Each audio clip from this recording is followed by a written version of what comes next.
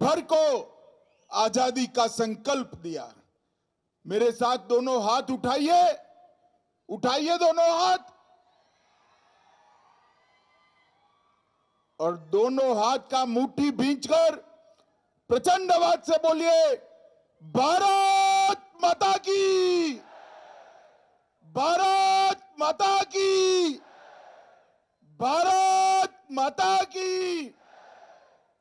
मंच पर उपस्थित श्रीमान बसवराज बोम्बाई जी, आज बसवराज जी का जन्मदिन है, सभी लोग ताली बजाकर उनको अभिनंदन दीजिए भाई। भारतीय जनता पार्टी के वरिष्ठ नेता और पूर्व मुख्यमंत्री श्री BS येदियुरप्पा जी, भारतीय जनता पार्टी के प्रदेश अध्यक्ष श्री नलिन कुमार कटील जी, हमारे केंद्रीय मंत्री श्री प्रहलाद जोशी जी, श्रीमती मंगला अंगड़ी जी, सांसद बेलगांव के श्री गोविंद कारजोल जी, श्रीमती शशिकला झोले जी, श्री लक्ष्मण सवदी जी, मंच पर उपस्थित जिले और प्रदेश के सभी विधायक, संगठन के सभी सम्मानीय पदाधिकारी, और आज 2 घंटा लेट होने के बावजूद इतनी विराट संख्या में आए हुए प्यारे भाइयों, बहनों, माताओं और मेरे जिगर के टुकड़े जैसे युवा मित्रों, सबसे पहले मैं देवी येल्लम्मा के चरणों में प्रणाम कर कर मेरी बात की शुरुआत करना चाहता हूं। जब मैं कित्तूर विधानसभा क्षेत्र में आया हूं तब महान क्रांतिकारी, आजादी जिनके रक्त के कण कण में थी, इस चेन्नम्मा रानी को भी प्रणाम कर कर मैं आगे की बात करना चाहता हूं। यहां पर जगत ज्योति बसवन्ना को प्रणाम करता हूं। मैं यहां पर स्थित शिव योगेश्वर साधु संस्थान मठ, श्री कला मठ, श्री सिद्ध रामेश्वर मठ, श्री सिद्धारूढ़ मठ, ये सभी मठों को भी प्रणाम करता हूं, और साथ में जन योगाश्रम के श्री सिद्धेश्वर स्वामी जी को भी स्मरण कर कर मैं उनको प्रणाम कर कर बात करना चाहता हूं। मित्रों, आज कित्तूर की ये भूमि, कोई भी व्यक्ति यहां आता है तो रानी चेन्नम्मा की वीर दहाड़ को कैसे भूल सकता है। और कर्नाटक के अंदर रानी चेन्नम्मा हो या अनेक क्रांतिवीरों ने बहुत सारे युद्धों के अंदर अपना बलिदान दिया था। यहां पर वीर सावरकर के साथी अलूर वेंकट राव को भी मैं जरूर याद करना चाहता हूं। कर्नाटक कुल पुरोहित अलूर वेंकट राव ने वीर सावरकर को बहुत बहुत प्रकार की मददें की थी।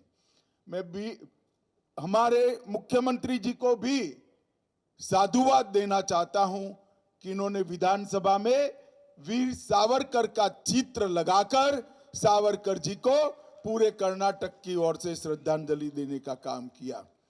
मित्रों, आज मैं विजय संकल्प यात्रा में इसकी बेलगांव में शुरुआत करने आया हूं, तब मैं आपको ये बताने आया हूं कि विजय संकल्प यात्रा आने वाले चुनाव में भारतीय जनता पार्टी के प्रचार अभियान का शुभ शुरुआत। कर्नाटक की जनता ने अप्रैल मई में यह तय करना है कि अगले 5 साल तक एक कर्नाटक की बागडोर किसके हाथ में रहेगी। एक और ये 2 परिवारवादी पार्टियां, कांग्रेस पार्टी और जेडीएस, और दूसरी ओर मोदी जी के नेतृत्व में भारत को दुनिया में सर्वप्रथम ले जाने के लिए प्रयास करने वाली राष्ट्र भक्तों की टोली भारतीय जनता पार्टी है। मित्रों, कर्नाटक की जनता ने यह तय करना है कि आने वाले दिनों में किस सरकार को चाहते। एक और 25-30 सीटें प्राप्त कर कांग्रेस की बैसाखी के आधार पर सरकार चलाकर एक परिवार के राज को कर्नाटक पर थोपने वाले जेडीएस का शासन है। एक और कांग्रेस पार्टी को यहां पर जब सरकार बनी तब दिल्ली के हुक्मरानों के एटीएम का काम कर कर्नाटक को गले तक भ्रष्टाचार में डुबोने वाली कांग्रेस पार्टी है। ये जेडीएस और कांग्रेस आपको दो दल दिखाई पड़ते हैं, मगर मैं समग्र कर्नाटक की जनता को कहने आया हूं, जेडीएस को दिया हुआ एक एक वोट अंत में कांग्रेस के ही काम में आने वाला है, कांग्रेस को ही जिताने वाला है। और दूसरी ओर भारतीय जनता पार्टी है नरेंद्र मोदी जी के नेतृत्व में, जिसने देश भर के अंदर चाहे गरीब हो, दलित हो, आदिवासी हो, किसान हो, युवा हो, महिला हो, सबके विकास के लिए काम कर आज देश को दुनिया का 5वें नंबर का अर्थतंत्र बनाया है, वो भारतीय जनता पार्टी है। मित्रों, आज मैं आपको कहने आया हूं कि अलग अलग वादे दे रहे हैं, मगर मैं आपको एक बात कहने आया हूं कि कर्नाटक का विकास, भारत का विकास केवल और केवल भारतीय जनता पार्टी ही कर सकती है। नरेंद्र मोदी जी ने गरीब कल्याण के लिए ढेर सारी योजनाएं लाए, लगभग 3 करोड़ लोगों को घर देने का काम किया, बिजली देने का काम किया, 10 करोड़ लोगों को घर में शौचालय दिया, 13 करोड़ लोगों को गैस का सिलेंडर, गैस का चूल्हा घर में दिया, 60 करोड़ लोगों को आयुष्मान भारत योजना के तहत 5 लाख तक का सारा खर्चा किसी भी बीमारी का आज नरेंद्र मोदी सरकार दे रही है। मित्रों, और 2.5 साल से कोरोना के बाद हर गरीब परिवार को, हर व्यक्ति हर माह 5 किलो अनाज फ्री ऑफ कॉस्ट देने का काम ये भारतीय जनता पार्टी की सरकार ने किया है।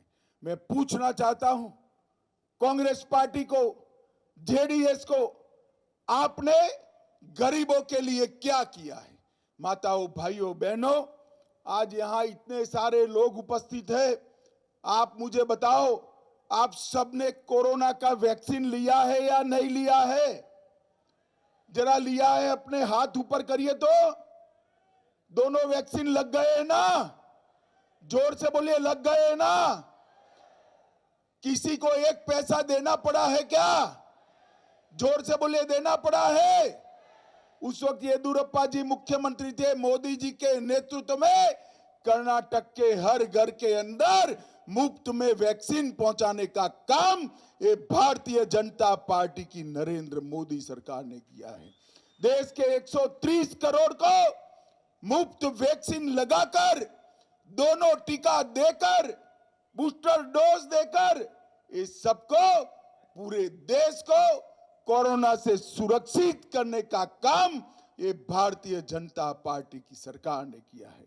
मित्रों, भारतीय जनता पार्टी ने सरकार के आने के बाद 2 बार राष्ट्रपति बनाने का मौका आया।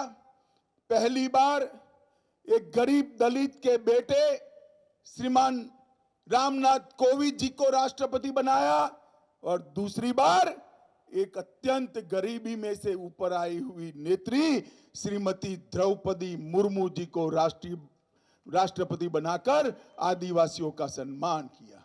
दलित और आदिवासियों के लिए भारतीय जनता पार्टी ने ढेर सारे काम किए हैं। और मित्रों, सबसे बड़ी बधाई कर्नाटक के नेताओं को और मुख्यमंत्री जी को देना चाहता हूं कि महादाई के लिए भारतीय जनता पार्टी की गोवा सरकार को साथ में लेकर कर्नाटक की प्यासी धरती को महादाई का पानी देने के लिए मुख्यमंत्री जी ने बहुत बड़ा काम किया है। मैं आज मैडम सोनिया गांधी को 2007 का उनका गोवा में दिया हुआ भाषण याद कराना चाहता हूं। उन्होंने कहा था कि महादाई के पानी को कर्नाटक की ओर मोड़ने की अनुमति नहीं देंगे। 2022 में कांग्रेस ने अपने घोषणा पत्र के अंदर यह कहा था कि कांग्रेस पार्टी सुनिश्चित करेगी कि कर्नाटक को महादाई की एक बूंद पानी न मिले। मैं आज आपको कहने आया हूं मित्रों, भारतीय जनता पार्टी ने दोनों राज्यों के बीच में इतने पुराने झगड़े का समाधान कर महादाई का पानी कर्नाटक को देकर कर्नाटक के कई जिलों के किसानों के लिए बहुत बड़ा काम किया है। मित्रों, आज कांग्रेस पार्टी यहां पर थी, तब उत्तर कर्नाटक के लिए क्या किया ये भी मैं पूछना चाहता हूं। भारतीय जनता पार्टी की डबल इंजन सरकार ने 73 किलोमीटर लंबी धारवाड़ कित्तूर से बेलगावी रेलवे लाइन पर काम शुरू कर दिया है। ग्रीनफील्ड रेलवे लाइन 927 करोड़ लगभग 1000 करोड़ के खर्चे से बनेगी और धारवाड़ और बेलगांव के बीच के यात्रा का समय कम होकर सिर्फ 1 घंटा बच जाएगा। कित्तूर के अंदर 1000 एकड़ में मेगा औद्योगिक टाउनशिप बनेगी। 50,000 से ज्यादा लोगों को इससे रोजगारी मिलेगी और सिंचाई की सुविधा करने के लिए श्री चेन्नई वृषभेंद्र लिफ्ट इरिगेशन योजना भी बनाई, जिससे बड़े 20 तालाब भरकर 520 करोड़ रुपए का खर्च इसमें होने वाला है। बिलहोंगल में संगोली रायन्ना के स्मृति में रायन्ना सैनिक स्कूल का निर्माण हमने पूरा कर दिया है और अब 23-24 के शैक्षणिक वर्ष में वहां से सेना के जवान निकलेंगे। खानपुर के 100 गांव में प्रत्येक घर के पीने के पानी के लिए 500 करोड़ रुपए की व्यवस्था भारतीय जनता पार्टी की सरकार ने की है। मित्रों, इसके अलावे नरेंद्र मोदी सरकार ने इस देश को सुरक्षित करने का काम किया है। मुझे बताइए माताओं, भाइयों, बहनों, ये कश्मीर हमारा है या नहीं है? जरा जोर से बोलिए, है या नहीं है? कश्मीर से धारा 370 हटनी चाहिए थी या नहीं हटनी चाहिए थी? 70 साल से एक कांग्रेस पार्टी धारा 370 को, जवाहरलाल नेहरू की ये भूल को गोदी में एक बच्चे की तरह खिलाती थी। भारतीय जनता पार्टी के प्रधानमंत्री नरेंद्र मोदी जी ने 5 अगस्त 2019 को धारा 370 को हमेशा के लिए उखाड़ कर फेंक दिया और कश्मीर को हमेशा के लिए भारत के साथ जोड़ा।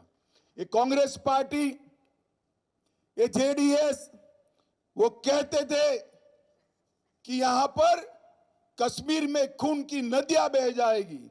राहुल बाबा, सिद्धरामैया जी, खून की नदियां छोड़ो, कंकर मारने की किसी की हिम्मत नहीं हुई है, कंकर लगाने की हिम्मत नहीं हुई है। भारतीय जनता पार्टी ने आतंकवाद जो आए दिन देश भर में घटनाएं करता था, उससे देश को मुक्ति दिलाने का काम किया है।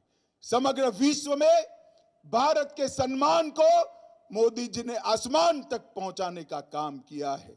आज भारत G20 की अध्यक्षता कर रहा है और दुनिया भर में भारत के प्रधानमंत्री क्या बोलते हैं, इसको महत्व मिलता है। और मित्रों, मैं मानता हूं कि ये जो सम्मान हो रहा है वो देश के प्रधानमंत्री जी का नहीं हो रहा है। ये सम्मान जो हो रहा है वो भारतीय जनता पार्टी का नहीं हो रहा है। ये सम्मान जो हो रहा है कित्तूर की जनता, बेलगांव की जनता और कर्नाटक की और भारत की 130 करोड़ की जनता का दुनिया में सम्मान हो रहा है। मैं आप सभी को यही प्रार्थना करने आया हूं। मोदी जी भारत के अर्थतंत्र को आगे बढ़ा रहे हैं। कांग्रेस पार्टी 11वें स्थान पर छोड़कर गई थी, इसको 5वें स्थान पर लाने का काम भारतीय जनता पार्टी ने किया और इसके साथ साथ मोदी जी ने $5 ट्रिलियन की इकोनॉमी का लक्ष्य रखा है, जो भी सिद्ध करने वाला है। और मित्रों, ये काम अगर करना है तो हमें सबसे पहले कर्नाटक में भारतीय जनता पार्टी की सरकार लानी पड़ेगी। मुझे बताइए, इस जिले की 18 सीटों में से 16 सीटें भारतीय जनता पार्टी ने जीतने का आयोजन किया है।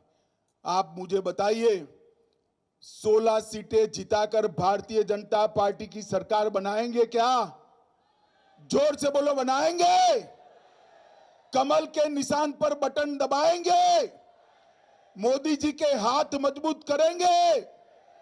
मित्रों, आने वाले चुनाव में एक बार मोदी जी पर भरोसा कर पूर्ण बहुमत की सरकार बनाइए और कर्नाटक को समग्र देश में 1 नंबर का राज्य बनाइए।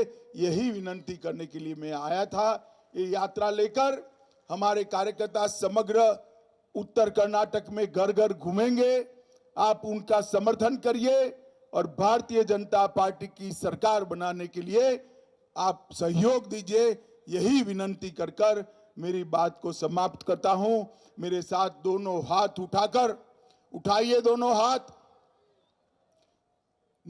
दृढ़ संकल्प की मुट्ठी भींचिए और प्रचंड आवाज से बोलिए, भारत माता की, भारत माता की, भारत माता की, वंदे वंदे। ಹೆಚ್ಚಿನ ವಿಡಿಯೋಗಳಿಗೆ ಪ್ರತಿಧ್ವನಿ ಯೂಟ್ಯೂಬ್ ಚಾನೆಲ್ ಸಬ್ಸ್ಕ್ರೈಬ್ ಮಾಡಿ, ಬೆಲ್ ಐಕಾನ್ ಕ್ಲಿಕ್ ಮಾಡಿ.